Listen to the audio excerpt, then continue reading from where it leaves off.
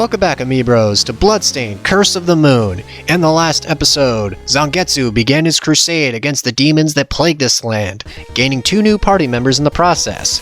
Miriam, a big fan of the Belmonts, if her skills of the whip are anything to go by, and Alfred, an alchemist who utilizes the demon's power to fuel his spells. In this episode, we're going to be pressing forward, getting closer and closer to the demon that has arisen, or the greater demon that has arisen. So, in the last episode, I wasn't able to speak about Alfred because by the time we got him as a party member, it was already the end of the episode, so allow me to rectify that. Alfred, unlike Miriam and Zangetsu, or Zangetsu and Miriam if you want to be petty, so Alfred is a magic user, making him very much different from how Miriam and Zangetsu operate. Basically, much like any magic user, Alfred excels in casting spells. His spells are very, very potent. He starts out with his fire spell, which envelops you in a flame shield that eats up projectiles and can kill most enemies. In fact, the only enemies Alfred struggles against with his fire shield that aren't bosses are the archers, which take a few hits to take care of. His fire shield is also the only way you're going to be dealing with those fucking mutated demon gerbils that roam the ceiling and decide to pounce on you wherever you're standing currently. So be sure to use his fire spell whenever you get the chance to avoid a difficult platforming obstacle, I would say. He also has access to his ice spells. Alfred's sub-weapons come in the form of his spells. There are a total of 4 spells that Alfred can use in total. We saw what the fire shield can do, but his ice spell can freeze any enemy upon contact with his icicle. And the icicle is pretty fucking kick-ass given how much range it covers. Look at how wide that thing is. And the cool thing, in addition to instantly freezing an enemy, the moment you attack them, they instantly shatter, making a lot of enemies, making the lethality of enemies effectively non-existent. You do have to aim it properly, and you have to time it as well. You can't just fire icicles all willy-nilly because Alfred relies heavily on weapon points. And considering that Miriam and Zangetsu both have pretty decent sub-weapons, you want to use Alfred sparingly. You don't want to just exclusively rely on the guy, because while he's an effective magic user, he also comes with the usual trappings that all magic users have. He's frail, and his physical attacks leave a lot to be desired. Alfred has the smallest health pool out of all the party members, and that just means that you don't want him in a scenario where you have to get rid of enemies quickly, especially if you don't have the weapon points in order to do it. And what the fuck was that, Zangetsu? You just jumped right there. You just jumped right in that fucking pit. Some demon hunter. But back to Alfred. He is a very useful party member. He's definitely great in a support capacity, but as far beyond that, he's not that good. And see, look at that. He falls in the same trappings as fucking Zangetsu does. Guess he really is a senile old fool. But hopefully Miriam can turn things around. Come on, Miriam, you got this. Prove to these men that you're better at this. Fucking damn it. Alright, well, you know what? I don't blame you, Miriam. I blame the knockback. You're good. But that is an interesting thing I wanted to bring attention to. Just because you lose a party member in this game does not mean you lose a life. In order to lose a life in this game, all 3 of your party members, or all of the party members that you have currently, they need to die in order for you to lose a life. So, good thing to keep note of. In addition to all of your party members having separate health bars, you all rely on each other in a sense that, it's not the end if one of them falls. Of course, you want to be careful about which one falls, because if the stage has a upgrade, or the pathway that you're going down has an upgrade along the way that requires a certain character, well, you're shit out of luck, unfortunately. Your best option is to have everybody commit suicide, just so you can get the upgrade later, but you also have to pray that the checkpoint doesn't send you too far back. And, these fucking bats, leave me alone. Jesus. Glad it only takes 1 hit to get rid of them, as opposed to 2 or 3. God, could you imagine if the fucking bats in this game took 2 to 3 hits just to take down? It'd be a fucking nightmare, let me tell you. But, yeah. Just because one party member bites the dust doesn't mean it's the end, and god damn it, Alfred! What the fuck is wrong with you? Ugh. You're supposed to avoid the ghost ball. I was talking a big game about you, how you're really good in terms of a support capacity. Come on! Ugh, well, slight spoiler warning, but Alfred's going to be sitting the rest of this stage out because I do clear it. And right here we have a secret pathway with an extra life, as well as a tanky rock monster. I'm not going to call you Rocky because that's way too obvious. But because Alfred bit the dust, we can't really get that lantern up there. I believe it holds money, which, no biggie, I already got an extra life, but of course Zangetsu had to miss with his diagonal whip. Ugh. Whatever, didn't want that bag of money anyway. There's plenty to go around in here. So right here we have another alternate pathway, and ooh, look at all those skulls down there. Jeez. That's what I'm saying about this game, like, look at how freaking detailed it is. Like, this game was made by Inti Creates, as they do have experience making these retro-styled games of the past and making them feel like brand new in today's day and age. And oh my god, this game looks fucking gorgeous.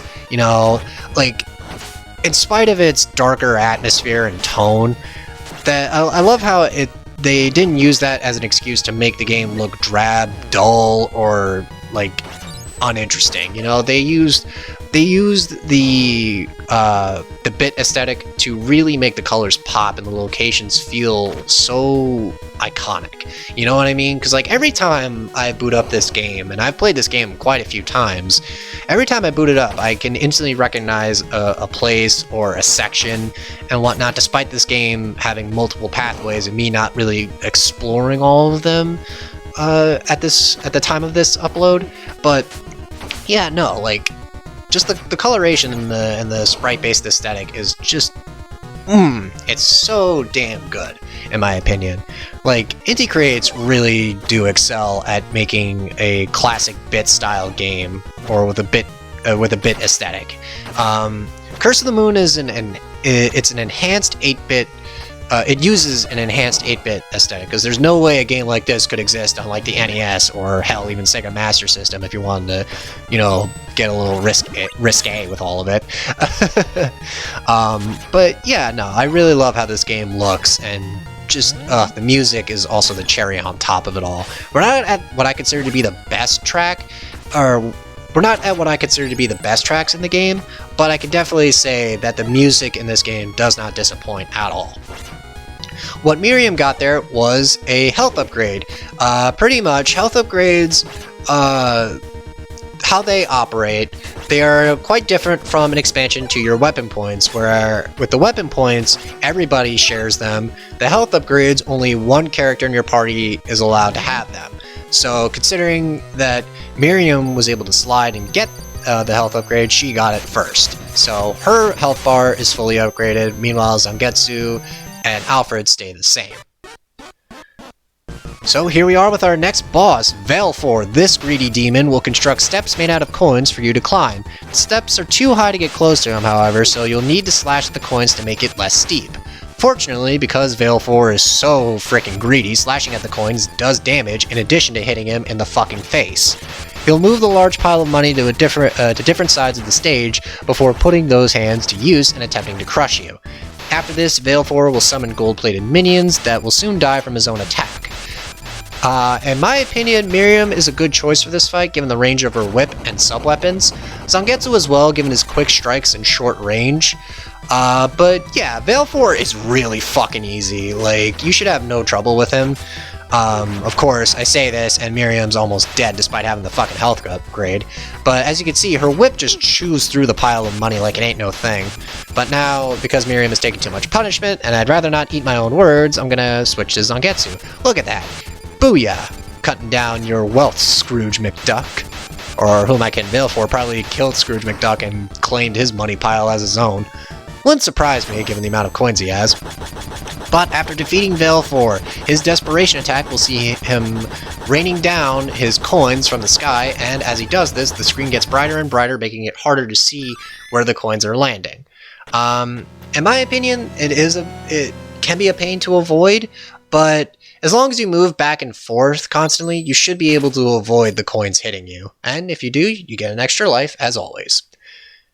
And for defeating Veil 4, we gain our last party member.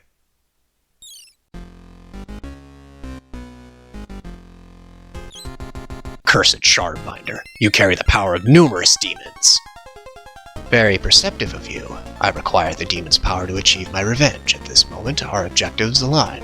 Cooperation would be fruitful for us both. So be it. I'll let you continue breathing for now.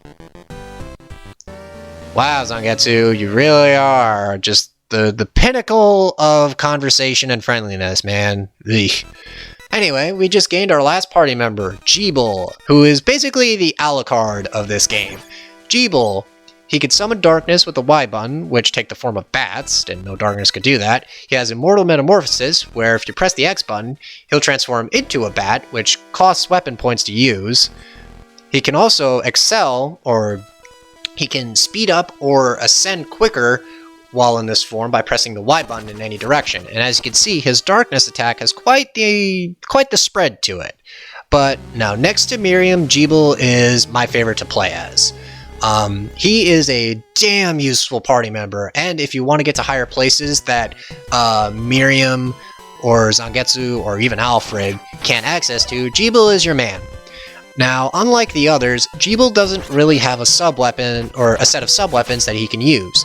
His only power that he has is that he could transform into a bat, whereas Miriam, Alfred, and Zangetsu have options. Alfred is only stuck with his bat transformation. You can't swap it out for anything else.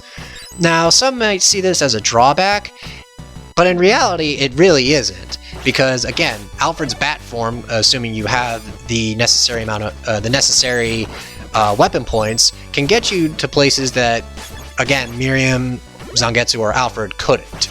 Now, whenever you attack a purple lantern as Jeeble, instead of a sub-weapon popping out, weapon points will pop out, making him really damn useful for whenever you're comfortable with the sub-weapons you have, but you're running low on weapon points. Always switch to Jeeble if you want to up yourself on weapon points. I would say Jeeble and Alfred are a really good combination to have in your party. Now, as far as Jeeble's attack is concerned, again, it's one of my favorites because, again, it spreads, like so. You're able to cover a lot of distance with Jeeble's attack, more so than Miriam, I'd argue, because, again, her whip only goes lengthwise, whereas Jeeble covers a wider berth. But, yeah, we now have all 4 party members, and I would say between the 4 of them, you really shouldn't ever have a game over unless you misjudge a jump or whatnot, or you just get overwhelmed and you let the power get to you. All 4 party members have their uses, and it's all without really affecting the gameplay as much. One thing I love about Curse of the Moon is that no matter your playstyle, it's designed around all of that. And again, keep in mind, this game was designed in 6 months, so that's even more impressive, honestly. But again, I wouldn't expect anything less from Inti Creates, which were specifically chosen by this game, by the series developer of Bloodstained, Koji Igarashi, who has had experience working on Castlevania games. So, in my opinion, he really hit the money with choosing this team. But yeah, no, Curse of the Moon is, and in my opinion, it's really well thought out because it suits your playstyle no matter if you decide to go with Zangetsu, Miriam, or it fits your playstyle no matter if you decide to go with all 4 party members or if you decide to go with 1 or a few. And what do I mean by that? Well, stick around and find out. I'll be going over that later. But right here we have these fucking frogs over here being dropped off by birds. A clear nod to the birds dropping off the hunchbacks in Castlevania 1, actually. But yeah, if you have Alfred's fire shield or fire spell, just slap that on and the frogs will effectively commit suicide because they run right into the fire shield without a care in the world. But if you don't have the fire spell, Miriam's diagonal daggers or Jeeble's attack work really well as well. Really well as well. I know what I said. Well, another use for having Jeeble is that you don't have to rely on Miriam's diagonal daggers as much anymore, because again, his darkness just works so damn well. Can you tell I really like playing as Jeeble? Given that his health bar is really low, and I've played as him for most of this stage. But yeah, the main gimmick behind this stage is that you're going to be ascending the tower. Of course, you have to deal with these fucking axe knights that throw axes at you. Just make sure you use Jeeble or you have Miriam's sub-weapon on standby to deal with them properly. It's not too hard to avoid, but again, because you're ascending the tower, they can be a little tricky. And better switch to somebody else because Jeeble is taking quite a pounding. Yeah, well, that's what you get when you join Zangetsu, who is not the best kind of party member to have. Seriously, like, I don't get why they made Zangetsu such a fucking dick. Like, I get he has a tremendous hate boner for demons and whatnot, but was it really necessary to make him that way? I mean, these people are trying to help. You know, they wouldn't, at least I assume they're trying to help. You know, Miriam more so than Alfred or Jeeble. But yeah, like, I just don't get it. Why are you so hostile towards them, Zangetsu? Jeez.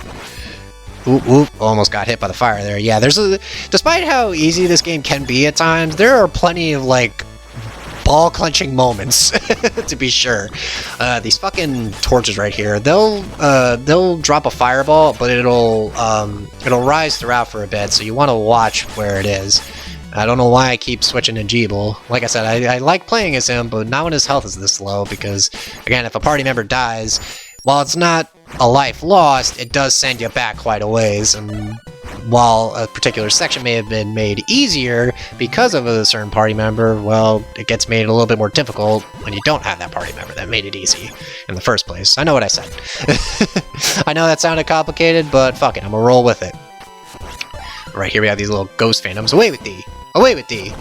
I just love how Jeeble just, like, opens up his cape and all these bats just come flying out. It's kind of funny when he's just like, whoosh! Whoosh! But after ascending the tower, we have our next boss.